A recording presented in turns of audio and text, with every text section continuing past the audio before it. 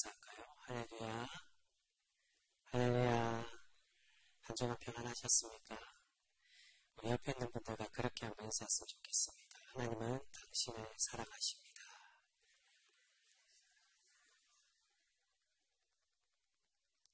한 번 더 인사할까요? 이번에는 우리가 서로를 사랑하고 축복합니다. 우리 그렇게 인사하겠습니다. 사랑하고 축복합니다. 정말 사랑하고 축복하시죠? 우리가 함께 고백했던 이 사랑의 은혜처럼 우리가 항상 하나님의 그 사랑을 의지하며 또한 감사하며 기쁨으로 살아가실 수 있는 우리 귀한 은혜 성도 모두가 되실 수 있기를 주님의 이름으로 축복합니다. 여러분, 사람은 대부분 자신에게 좋은 것을 주는 사람에게 호의적인 마음을 갖게 됩니다. 선물을 주는데 그것을 싫어할 사람은 없을 것입니다. 반대로 어떻습니까? 자신에게 좋지 않은 행동을 하거나 좋지 않은 마음들을 가지면 우리는 그 사람을 싫어하게 된다는 것입니다. 여러분, 근데 이것이 사람에게 뿐만이 아니라 마찬가지로 우리 하나님께도 마찬가지일 때가 많이 있습니다. 우리의 소원을 들어주시고 좋은 것으로 복을 주시면 우리가 기뻐하고 감사하지만 반대로 우리의 기도를 들어주시지 않으시거나 우리에게 고난이 닥칠 때 우리가 하나님께 어떤 마음을 듭니까? 원망하는 마음이 섞일 때가 분명히 있다는 겁니다. 예수님께서도 십자가 가운데 그렇게 기도하십니다. 어찌하여 나를 버리십니까? 라고 기도합니다. 이 내용이 사실은 원망의 내용은 아니지만 그 내용처럼 하나님께 탄식의 의미로 기도하며 이 고통의 의미를 하나님께 질문을 하고 있습니다. 여러분, 오늘 우리가 함께 읽은 이 야베스의 이야기에서 야베스의 상황은 원망할 수밖에 없는 어려운 상황 속에 하나님께 기도하고 있음을 우리는 발견하게 됩니다. 여러분, 우리는 흔히 야베스의 이야기, 야베스의 축복하면 어떻게 생각하기 쉽습니까? 야베스가 하나님께 기도해서 많은 땅을 받아서 땅부자가 된 이야기, 복을 많이 받은 이야기라고 생각하기 쉽습니다. 하지만 야베스의 이 이야기를 자세히 살펴보시면 그런 기복적인 의미의 이야기가 아니라 야베스의 어려움과 또한 환난 속에서 하나님에 대한 믿음과 신앙으로 극복한 신실한 야베스의 믿음에 대한 이야기라는 것을 우리는 발견할 수 있게 되어진다는 것입니다. 여러분, 오늘 본문 9절 말씀을 보시면 이 야베스의 이름에 대해서 우리에게 설명을 해주고 있습니다. 우리 9절 말씀 다시 한번 읽어볼까요? 우리 오늘 함께 읽은 말씀 9절입니다. 같이 읽습니다. 시작. 야베스는 그의 형제보다 귀중한 자라. 그의 어머니가 이름하여 이르되 야베스라 하였으니 이는 내가 수고로이 낳았다 함이었더라. 그의 이름이 무슨 뜻이라고요? 수고로이 낳았더라고. 야베스의 어머니가 야베스를 낳으면서 너무 고생한 나머지 그의 이름은 수고롭다, 고생스럽다 또는 고통이라고 그렇게 이름을 지었다는 것입니다. 여러분, 한번 생각해 보시기 바랍니다. 어느 부모가 과연 자신의 자식을, 그 귀한 자녀를 낳으면서 고통이라고 이름을 짓는 사람이 있겠습니까? 아무리 낳을 때 고통스럽고 어렵게 낳았더라도 또한 살면서 아무리 속을 썩이고 애를 먹여도 그 자녀의 이름을 고통이라고 짓는 사람은 없을 것입니다. 여러분, 전에 계속 말씀드린 것처럼 이스라엘 백성들은 이름을 지을 때 그 사람의 인생과 그 사람의 살아온 그 삶의 의미를 담고 있다라고 할 수 있습니다. 이러한 이름에 관한 이야기가 창세기 35장에 보시면 야곱의 아들의 이름에서 우리에게 소개가 되어지는 것을 볼 수 있습니다. 야곱의 12번째 아들인 베냐민을 그 어머니 라헬이 베냐민을 낳을 때 난산을 하게 됩니다. 그래서 출산 이후에 라헬이 죽고 말게 되는데 이 어머니 라헬이 죽기 전에 아들의 이름을 짓는데 처음에 어떻게 짓습니까? 베논이라고 원래 처음에 짓습니다. 이 베논이라는 이름은 슬픔의 아들이라는 뜻입니다. 그의 어머니 라헬은 그 아들의 이름을 부정적인 의미로 짓고 있습니다. 너를 낳고 너의 어머니가 죽음으로 너는 이제 슬픔의 아들이라고 이렇게 지어주었다는 겁니다. 하지만 그의 아버지 야곱은 어땠습니까? 그 아들의 이름을 부정적인 이름의 의미 베논이에서 그의 이름을 바꾸어서 베냐민이라고 그렇게 고쳐주었습니다. 베냐민의 이름의 뜻은 오른손의 아들, 또는 의로운 아들, 기쁨의 아들이라는 뜻입니다. 야곱은 사랑하는 아내 라헬은 잃었지만 베냐민을 미워하지 않고 그를 사랑하였고 그의 이름을 기쁨의 의미로 바꾸어 주었다는 것입니다. 여러분, 이것이 부모님의 마음입니다. 예수님께서도 아무리 악한 사람이라도 자식에게 좋은 것을 주려고 한다라고 말씀해 주고 계십니다. 그런데도 야베스의 어머니는 이 야베스의 이름을 고통이라고 그렇게 지어주고 있었다는 것입니다. 그것은 야베스가 단순히 출산할 때만 어머니를 힘들게 하고 고통스럽게 한 것이 아니라 그의 이름을 이렇게 극단적으로 부정적으로 지은 이유가 그가 태어난 이후에도 부모님과 또한 가족들에게 고통스럽게 했다는 의미를 가지고 있다는 것입니다. 그래서 성서자들은 이 야베스가 과연 어떤 고통스러운 일이 있었느냐, 바로 야베스는 태어나서 장애를 가지고 태어난 사람이기에 그의 부모가 그의 이름을 고통이라고 이름을 붙였다라고 해석을 하고 있습니다. 그래서 우리나라에 보시면요, 이 야베스의 이름을 딴 야베스 장애인 선교회도 있습니다. 여러분, 그렇게 야베스가 하나님께 기도하는 것도 이러한 의미에서 기도를 하고 있음을 우리는 발견할 수 있습니다. 그 기도의 내용이 10절의 말씀입니다. 우리 10절 말씀도 같이 한번 읽어보도록 하겠습니다. 10절입니다. 같이 읽습니다. 시작. 야베스가 이스라엘 하나님께 아뢰어 이르되 주께서 내게 복을 주시려거든 나의 지역을 넓히시고 주의 손으로 나를 도우사 나로 환난을 벗어나 내게 근심이 없게 하옵소서 하였더니 하나님이 그가 구하는 것을 허락하셨더라. 아멘. 여러분, 이 말씀에 야베스가 정말 큰 복, 풍성한 복을 바라고 그렇게 기도합니까? 그거보다는 지금 자신이 겪고 있는 환난에 대해서 하나님께 기도를 하고 있습니다. 야베스가 원한 복은 땅 부자가 되게 달라는 것이 아니라 현재 지금도 가지고 있는 이 환난을 벗어나 근심이 없게 하는 것을 야베스는 하나님께 기도를 하고 있습니다.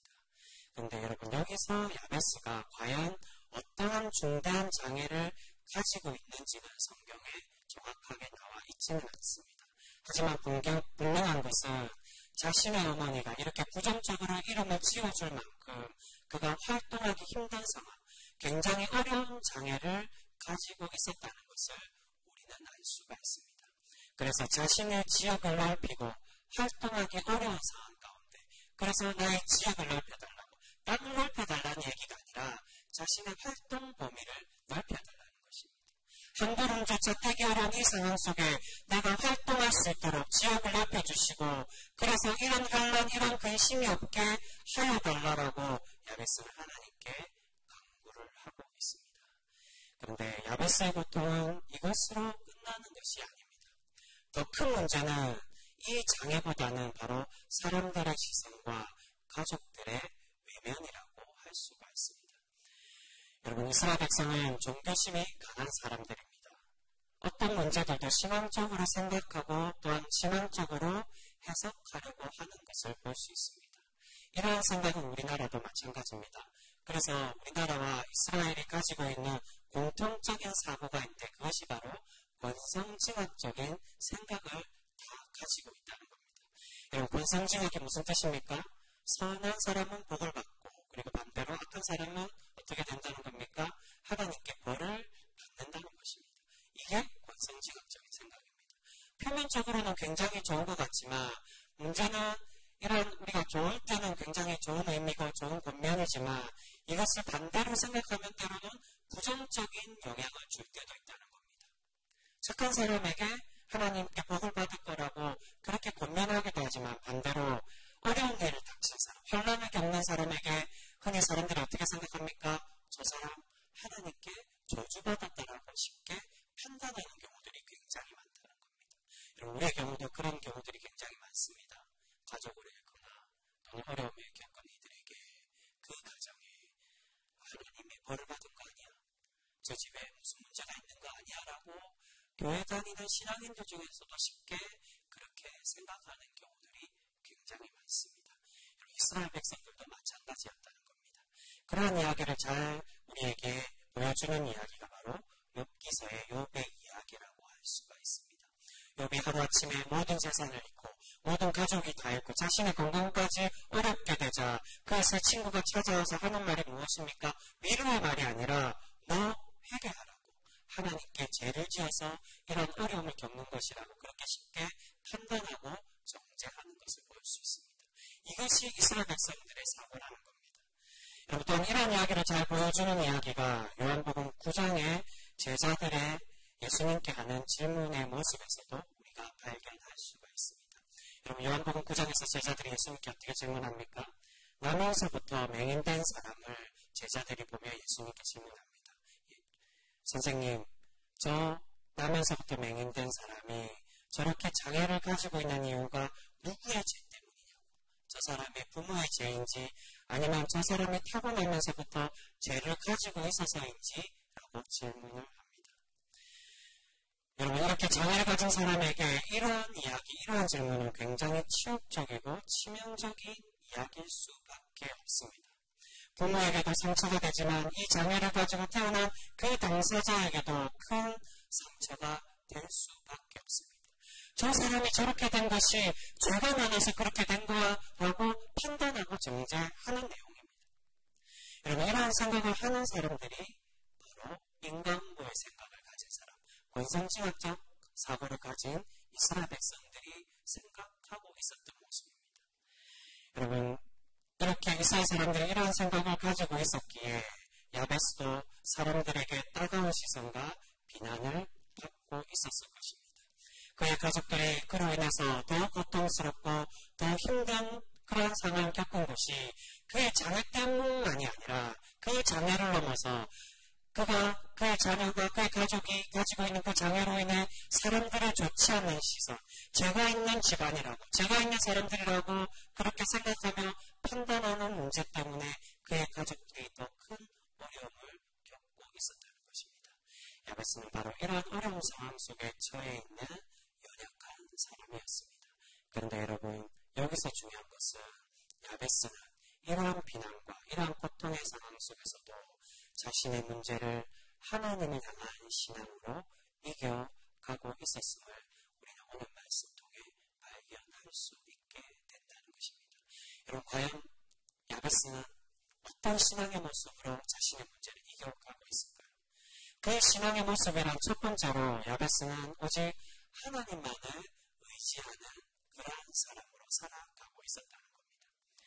여러분 이런 힘든 상황 속에서도 야베스는 지금 무엇을 하고 있습니까? 바로 하나님께 기도를 하고 있습니다. 당시의 장애인들은 스스로 살아가기 굉장히 힘들고 더 불편한 사람들이었습니다. 가족들이 도와주지 않으면 도와줄 사람이 없습니다. 그런데 그 가족들이 그 자신의 가족, 자신의 자녀 야베스를 보고 어떻게 이야기한다는 겁니까? 너는 고통이라고. 너 때문에 우리가 고통받는다라고 그렇게 야베스를 자신의 가족을 비난하고 싫어하고 있었다는 겁니다. 그런데 야베스는 어떠했습니까? 그런 다른 사람들의 그런 시선, 따가운 시선, 그리고 자신의 가족들의 외면에도 불구하고 야베스는 좌절하지 않고 오직 하나님께 기도하며 하나님을 의지하고 있습니다. 어떻게 기도합니까? 하나님 도와달라고. 내가 활동할 수 있고 이 혼란을 극복할 수 있도록 은혜를 베풀어 달라고 하나님께 기도하고 있습니다. 그런 야베스의 신앙을 보시고 하나님은 그에게 어떤 은혜를 내려주고 계십니까? 그를 도와주시고 그의 기도를 들어주셨다라고 말씀해주고 있습니다. 10절 후반에 보시면 어떻게 말씀합니까?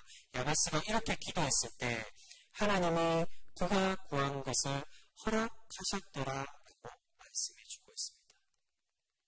그리고 두 번째로 야베스는 이런 어려운 상황 속에서도 좌절하거나 포기하지 않고 끝까지 자신의 한계를 극복하려고 부단히 노력한 사람이었다는 것입니다.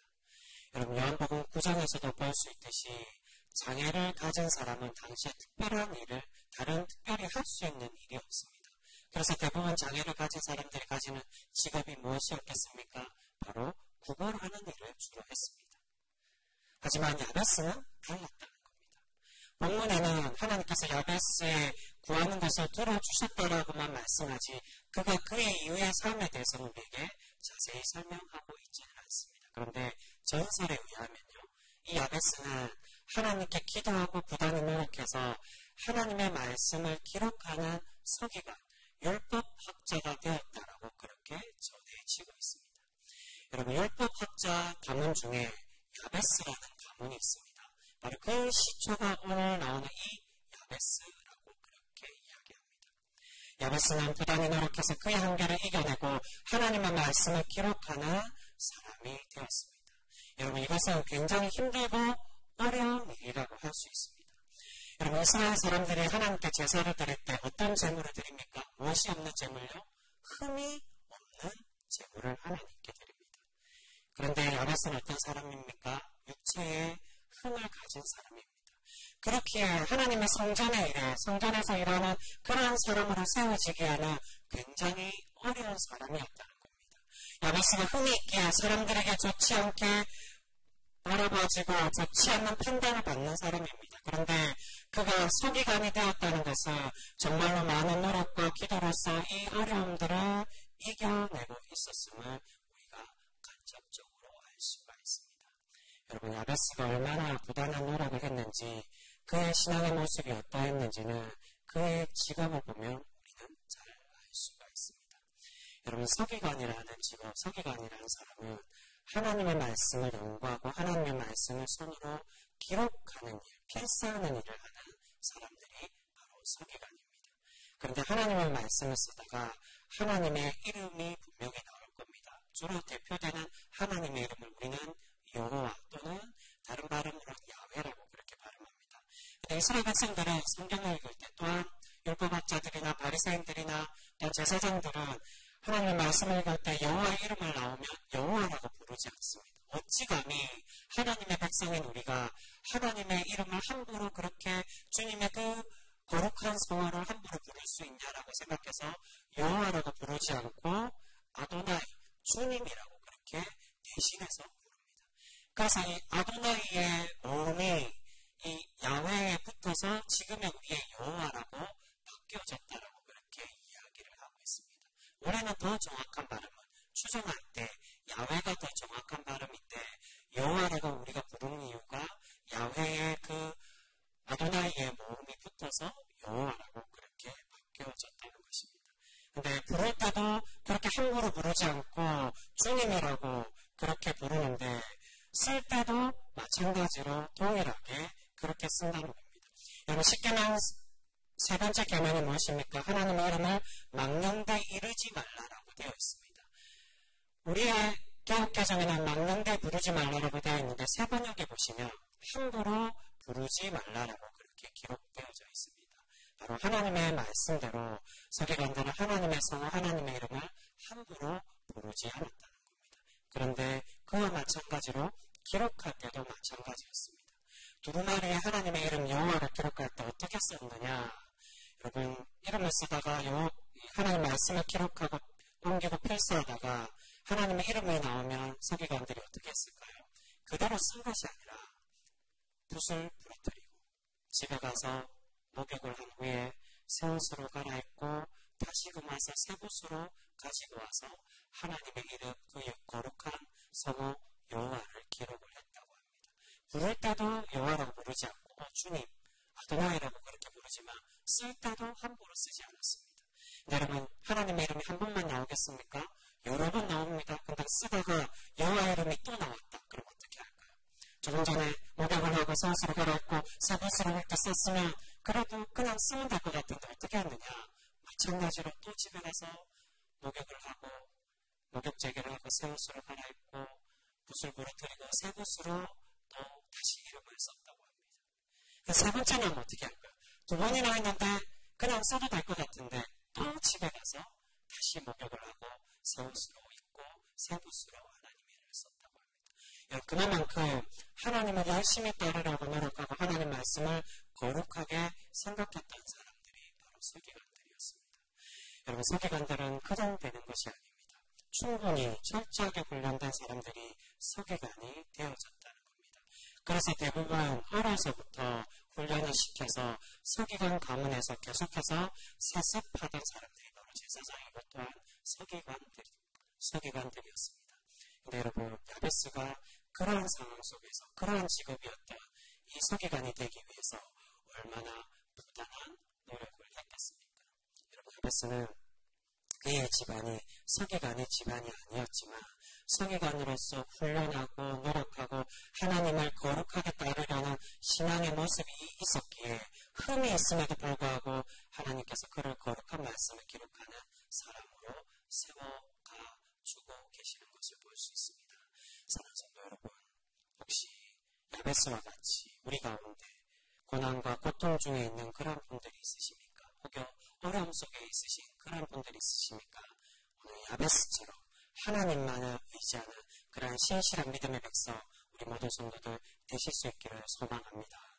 야베스가 하나님께 도움을 받을 수 있었던 것은 오직 하나님만 의지하고 그 말씀과 은혜로 극복하려고 노력하였기에 가능한 모습이라고 할 수가 있습니다. 여러분, 누구나 인생을 살아가다 보면 어느 누구에도 말할 수 없는 고통과 어려움을 겪게 되는 것을 볼 수 있습니다. 누구 하나 인생을 살아가다 순탄한 길, 평온한 길만 살아가는 사람들이 없습니다. 그런 모습은 저에게도 마찬가지입니다. 제 개인적인 얘기를 다 드리긴 그렇지만 저도 자라오면서 가정의 불화와 많은 어려움들이 분명히 있었습니다. 그리고 목회자로서 생활하면서도 여러 번 죽을 고비도 넘겼고요. 학생을 구하려고 하다가 물에 빠져서 함께 물에 빠져 죽을 뻔한 적도 있었습니다. 여러 가지 어려움 때문에 어려운 상황들이 힘들어서 세상을 원망하고 또 하나님을 원망한 적도 있었습니다. 이런 것들을 신앙적으로 이겨보려고 몸부림을 쳐봐도 아무리 몸부림치고 기도해 보았지만 그 고통만 더해질 뿐이지 이 고통이 해결되지 않을 때도 분명히 많이 있었습니다. 그런데 여러분, 중요한 것은 그 모든 시간이 지나가고 모든 그 시간 끝에 나중에 그 모든 고통이 끝난 후에 그 시간들을 천천히 돌아보면 우리가 무엇을 발견할 수 있게 된다는 것입니까? 결국 그 고통 가운데 우리와 함께 해주시고 진정한 해결자는 오직 하나님밖에 없게 되는 줄 믿습니다. 여러분, 하나님만이 우리의 문제의 완전한 해결자 되어주시는 줄 믿습니다. 결국 우리를 이끄시는 분은 오직 하나님이십니다. 여러분, 그런 믿음으로 우리가 하나님만을 고백하며 신실한 믿음의 고백으로 살아가실 수 있는 우리 여러분도 모두가 되실 수 있기를 소망합니다. 여러분, 이제 말씀을 맺고자 합니다. 여러분, 유명한 이야기가 있습니다. 어떤 사람이 모래 위를 걷고 있다가 한참을 힘들게 혼자서 그 사막의 길, 그 모래 위를 걷다가 문득 자신의 걸어온 길 뒤를 돌아보게 되었다고 합니다. 그런데 그 뒤를 돌아보았을 때 자신이 걸어온 길을 보자 그곳에는 자신의 발자국, 한 명의 발자국밖에 없었습니다. 그래서 그 사람이 하나님께 원망하며 하나님께 그렇게 질문을 합니다. 하나님, 제가 이렇게 힘들고 어려운 사막의 길을 걸어오는데 하나님은 과연 이런 고통 속에 있을 때 하나님은 과연 어디에 계셨습니까? 왜 저를 혼자 그렇게 내버려 두셨습니까? 라고 그렇게 질문을 했습니다. 그때 하나님께서 그 사람에게 대답해 주었다고 합니다. 아들아, 그 발자국을 자세히 보라고. 그 발자국은 너의 발자국이 아니라 내가 너를 얻고 너를 안고 함께 홀로 걸어온 그런 발자국이라고 대답해 주었다고 합니다.